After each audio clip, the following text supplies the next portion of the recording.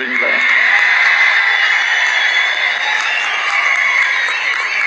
அன்போட வந்தா அரவணைப்போம், ஆணவத்தோட வந்தா அடிபடைய மாட்டோம், எதிர்த்து நிற்போம்.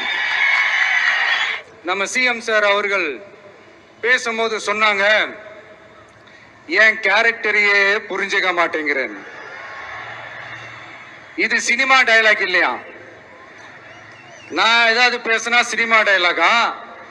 சார் பேசினா அது சினிமா டயலாக் இல்லையா?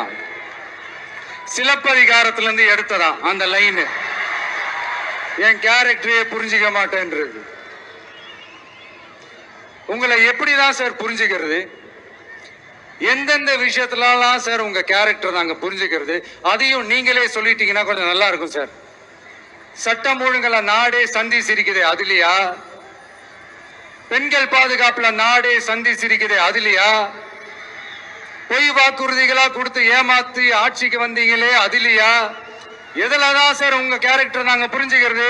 ஆனா ஒண்ணு, தமிழ்நாட்டுல ஆட்சி செய்யற நீங்களும் சரி, ஒன்றியத்துல ஆட்சி செய்யறவங்களும் சரி, நீங்க ரெண்டு பேரும் முதல்ல என்னோட கேரக்டரை புரிஞ்சுக்கணும் சார். என்னோட கேரக்டர்னு சொன்னது நம்ம மக்களோட கேரக்டர்.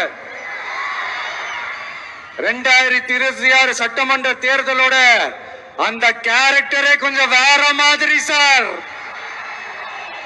அத கொஞ்சம் தயவு செஞ்சு நீங்க புரிஞ்சுக்கணும் சார். புரிஞ்சுக்கலன்னா மக்களே உங்களுக்கு புரிய வைப்பாங்க சார். கான்பிடென்டா இருங்க சார், நல்லதே நடக்கும் சார். எங்களுடைய கேரக்டரையே புரிஞ்சுக்க மாட்டீங்களா?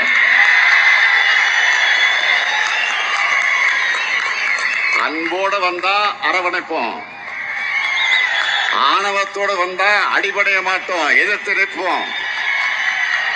நம்ம சிஎம் சார் அவர்கள் பேசும்போது சொன்னாங்க, என் கேரக்டரையே புரிஞ்சுக்க மாட்டேங்கிறேன்.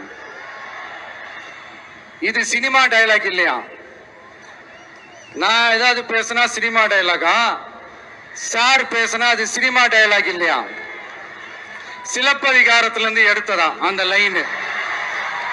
என் கேரக்டரையே புரிஞ்சுக்க மாட்டேன்றது.